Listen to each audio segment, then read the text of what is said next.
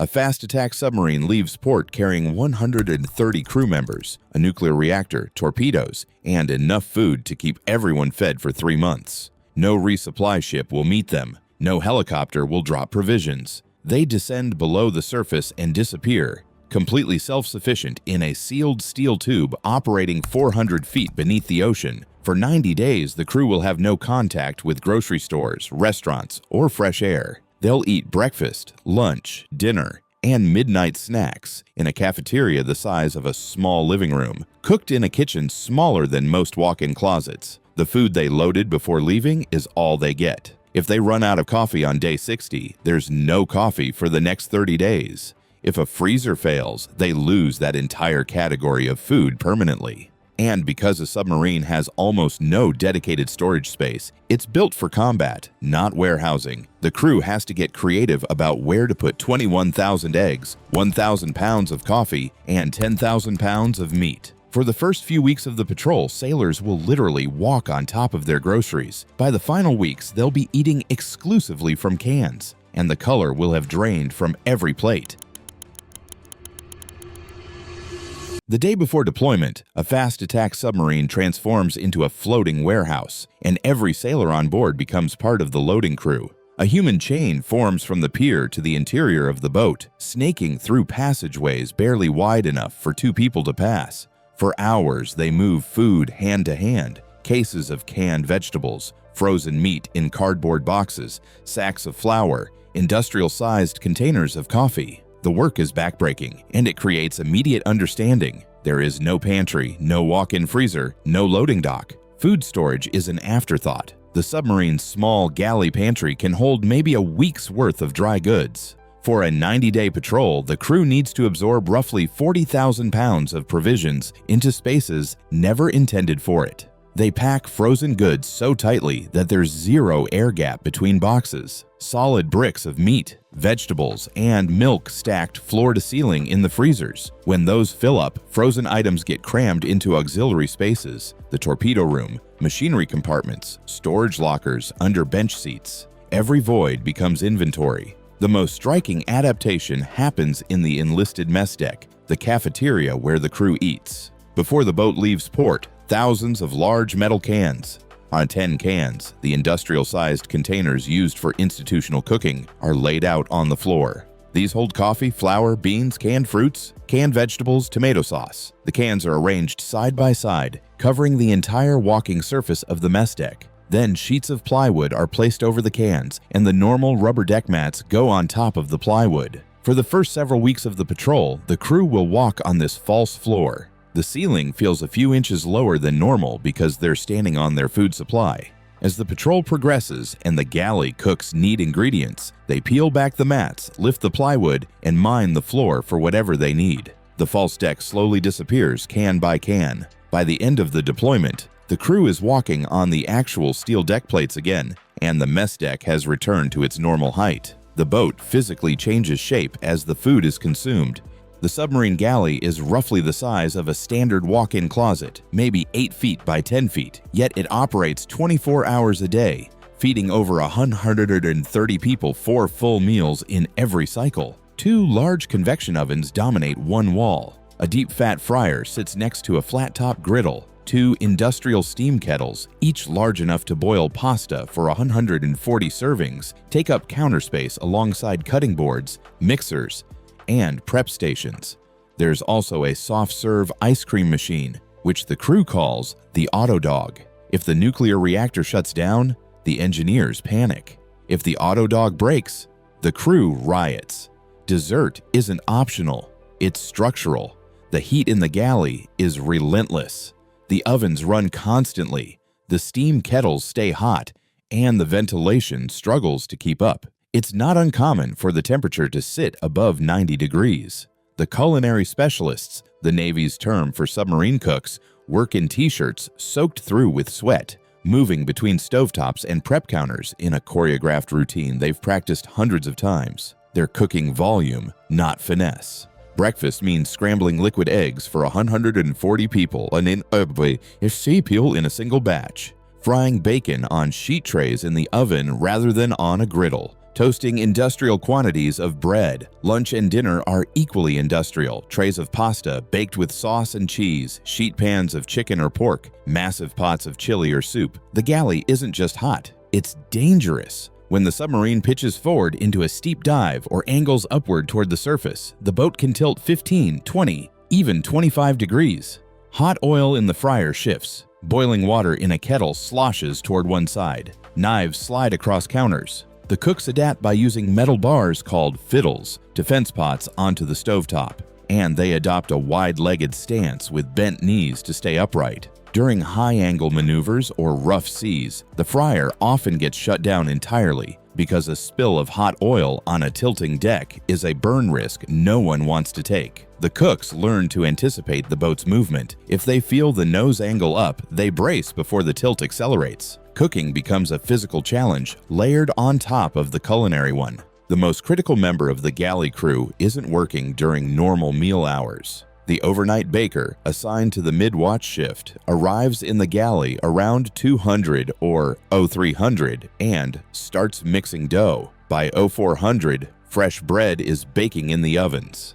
The smell is intentional. Submarine ventilation systems recirculate air throughout the boat, and the scent of baking bread travels through ducts into berthing areas, the engine room, the sonar shack, the control room. For a sailor finishing a 6-hour watch in a windowless compartment filled with machinery noise, that organic warm smell cuts through the industrial odor of amine scrubbers and diesel. It's a sensory anchor, a reminder that there's still something normal happening on this boat. The wait. Overnight, Baker isn't just making food. They're managing morale through olfactory cues, and everyone on board knows it. The submarine menu isn't planned by preference or variety. It's dictated entirely by the shelf life of ingredients. Before deployment, the supply officer creates a strict timeline based on how long each type of food will last, and the culinary specialists follow that calendar religiously. You can tell how far into a patrol the boat is just by looking at what's on the plate. The food transitions through phases that mark increasing distance from the surface world. Days 1 through 14 are the fresh era. The boat is loaded with shell eggs, refrigerated milk, and as much fresh produce as they can physically cram into the small refrigerators. There are bananas, apples, oranges, lettuce, tomatoes, bell peppers, onions, potatoes. The first meals feel almost normal: salads with crisp lettuce, omelets made from real eggs with visible yolks, fresh fruit on the side. The plates have red, green, orange, yellow. There's visual variety, but the clock is already ticking, and everyone knows it. Bananas ripen and rot within the first week, so they're eaten immediately. Sailors grab them at breakfast, stuff them in their pockets for later, treat them like the finite resource they are. Avocados, if they brought any, go even faster. Leafy greens wilt and turn slimy by day 8 or 9. Tomatoes get soft and start weeping liquid. The only produce that lasts into the second week are the hardier items: apples, oranges, cabbage, and onions. There's a moment, usually around day 12 or 13, when someone cracks the last shell egg. It's not announced, but the cooks know, and word spreads through the crew. The next morning, breakfast is liquid eggs from a carton, bright yellow, uniform texture, no yolks. It tastes fine. It's nutritionally equivalent, but it's a marker. The fresh era is ending. By day 14, the lettuce is gone, the bananas are gone, the tomatoes are gone. The refrigerated milk runs out. The plates still have some color. Apples might last another few days. Frozen vegetables will carry red and green forward, but the variety is visibly shrinking. The salad bar, if they tried to maintain one, is now just a memory.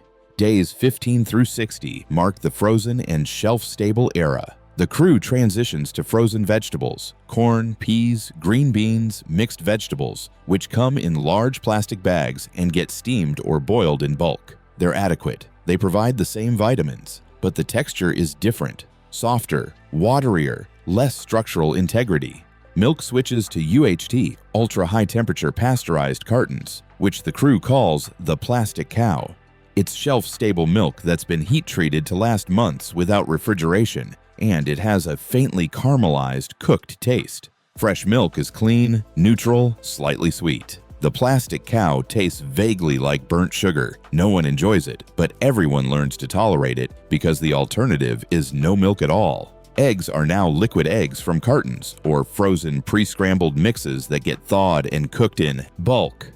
The salad bar, if it still exists in any form, transitions to items that don't require fresh produce. Canned 3-bean salad, kidney beans, chickpeas, and green beans in vinegar. Potato salad made from boiled potatoes, mayonnaise, and diced onions. Coleslaw made from cabbage that's been stored since the first week. Now slightly rubbery but still technically edible. These aren't fresh, but they provide textural contrast to the main entrees. The crew takes what they can get. Meals are still recognizable during this phase. Spaghetti with meat sauce, fried chicken, tacos, burgers. The cooks still have access to frozen ground beef, frozen chicken breasts, frozen pork. They can still make a wide variety of dishes, but the accompaniments are shifting. Instead of a fresh side salad, it's canned corn. Instead of fresh mashed potatoes, it's dehydrated potato flakes rehydrated with water and powdered milk. The meals are filling. They're caloric, but the sensory experience is flattening.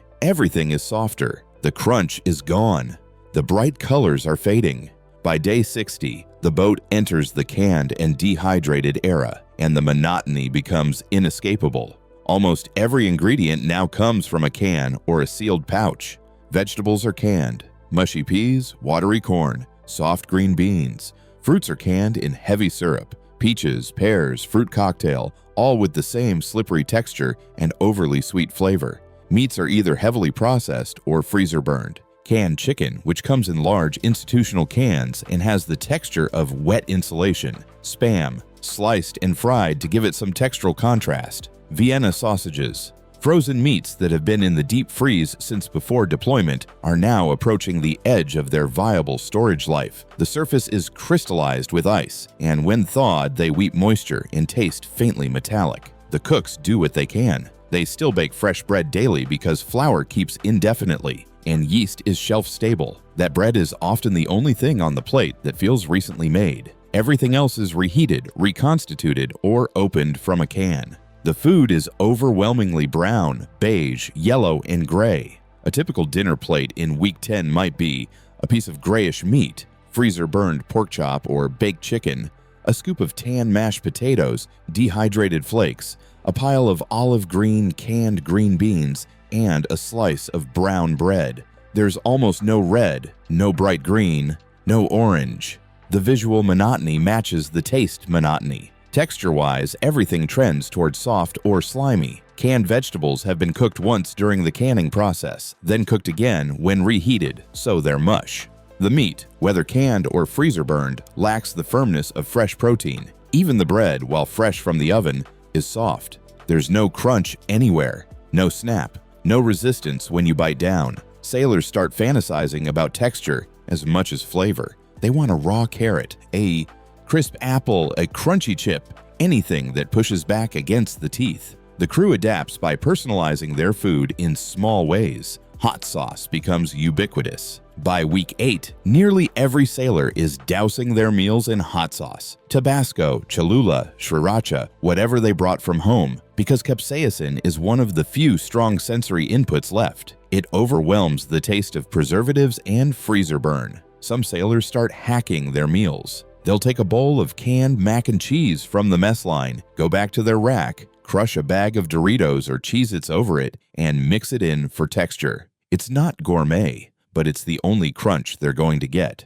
Others will take instant ramen from the ship's store and upgrade it with slices of cheese or bits of meat smuggled from the galley. These aren't officially sanctioned practices, but the cooks in command look the other way because they understand the psychological need for variety. Meals still provide calories. The crew doesn't go hungry, but by week 10, eating is no longer about enjoyment. It's about refueling. The sensory satisfaction is gone. You eat because you have to, not because you want to. And the decline from day 1 to day 70 is so gradual that the crew doesn't fully realize how much they've lost until they get it back. Underwater, there is no sunrise, no sunset, no weekend, no Monday. The submarine operates on watch rotations, 6 hours on, 12 hours off, and the boat runs continuously. Time becomes abstract. To counter this, the command uses food as a temporal structure. Pizza night usually happens on Saturday, burger day on Friday. The cooks make dough from scratch, roll it out, and bake pizza in the convection ovens. It's not delivery quality, but it signals this is the weekend, even though no one gets days off. The meals become markers that tell the crew where they are in the week. The most important meal of the entire patrol is halfway night, the celebration that happens at the mathematical midpoint of the deployment. The command breaks out the premium inventory, frozen steaks and frozen lobster tails, usually reserved for special occasions. The mess deck gets decorated, tablecloths might appear, and in a striking reversal of the normal hierarchy, the captain serves the enlisted crew. At the midpoint, morale is often at its lowest. The novelty of the deployment has worn off, the food quality has declined, and the end still feels far away. Halfway night resets the mental clock. It tells the crew, you're on the back half now, you're heading home. The meal quality matters, but the timing matters more. The command is spending premium food, irreplaceable inventory, at a moment when the crew's mental endurance needs it most. When you can't give the crew a day off, a phone call home, or a walk outside, you give them a good meal. In the world above the surface, money determines value. Underwater, the entire economy inverts. Cash is meaningless because there's nowhere to spend it. Instead, value is determined by scarcity, comfort, and access. The currency of the submarine is junk, the Navy's term for junk food. The ship's store is a closet-sized space that sells candy bars, chips, instant ramen, energy drinks, cans of dip, cookies, and beef jerky. It opens for a few hours each day, and sailors use their account balances to buy snacks they stash in their racks or lockers. For the first few weeks, the store is well stocked, and junk is abundant. But as the patrol wears on, popular items start to sell out. Monster energy drinks disappear first. Specific candy bars, Reese's, Snickers, vanish. Certain brands of chips run out. By week 8 or 9, the store's inventory is a random assortment of whatever didn't sell well, and the items that remain acquire inflated value. Bartering begins. A sailor who hoarded a case of Monster in week 2 can now trade a single can for significant favors. Someone else standing the first hour of their watch, help with maintenance tasks, access to a better bunk during hot racking situations. Oreos, if anyone saved a pack, become leverage. Hot sauce, which most sailors bring from home, turns into contraband-level treasure by the canned food era. By week 10, everything tastes like metal and preservatives, and capsaicin is the only strong flavor left. Sailors who planned ahead and brought their own private stash of high-end hot sauces, Cholula, Valentina, Sriracha, specialty brands, guard those bottles carefully. The economy extends to the galley itself. Junior sailors, especially those working in food service or with access to the ship's store, can leverage their position for favors. A sailor who works scullery duty, washing dishes, might be able to sneak an extra piece of cake or a second serving of ice cream to a friend in exchange for help with qualifications or study materials. The entire social structure of the boat starts revolving around who has access to what. And food, especially good food, rare food, or flavorful food, sits at the center. The supply officer, called the CHOP, manages one of the most stressful logistical problems on the submarine, exhausting inventory at the exact moment the boat pulls into port. Arrive too early with food still in the freezers, and space and weight were wasted the entire patrol. Run out too early and rationing begins, which breeds resentment and tanks morale. The CHOP walks a mathematical tightrope, and the entire crew knows it. Every meal is a permanent withdrawal from a closed account. The submarine carries 21,000 eggs. Sounds like a lot, until you divide by 130 people and 90 days, and you realize that's less than 2 eggs per person per day. The boat has roughly 1,000 pounds of coffee, and submariners run on caffeine. If the coffee runs out, the mission is effectively compromised. The 10,000 pounds of meat sounds massive, but spread across 3 months and 100 meals, it's tight. And unlike a surface ship, which gets weekly replenishment, there is no backup. If the CHOP miscalculates, the error lasts for weeks. The worst-case scenario is equipment failure. If a freezer breaks on day 20, everything inside is lost. Meat, vegetables, frozen milk, ice cream mix, all gone.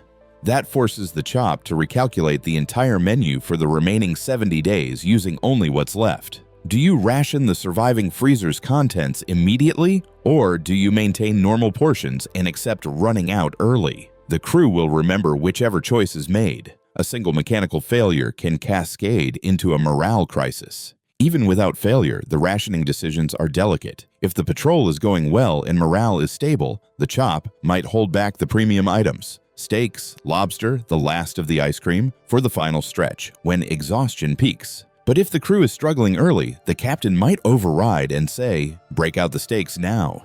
That decision burns irreplaceable inventory, betting that an early morale boost is worth more than saving it for later. There's no formula. It's command intuition layered over a spreadsheet. In the final week, if the inventory was managed well, the crew might enter feast mode. The CHOP orders the galley to cook everything left to clear the freezers before docking. Sailors eat multiple steaks at a sitting. There are seconds and thirds. It's wasteful by design, because bringing frozen food back to port is a failure of planning. But if the CHOP miscalculated and they ran out early, the final week is the opposite. Single scoop portions of rice, no seconds. Meals that feel punitive even though they're just the math of scarcity catching up.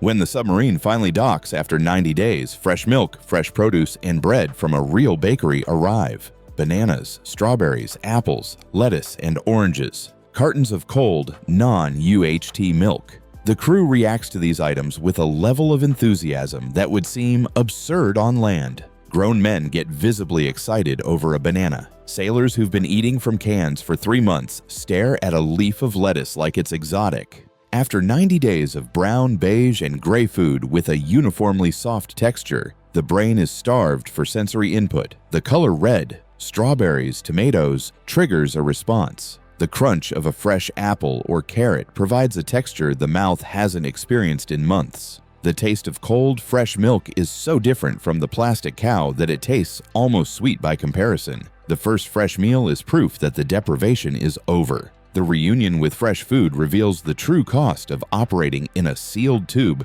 beneath the ocean. The crew sacrifice sunlight, privacy, communication with family, freedom of movement, and access to the outside world. In return, they maintained one small comfort: regular meals. And even that comfort degraded over time, fading from fresh and colorful to frozen and uniform to canned and gray.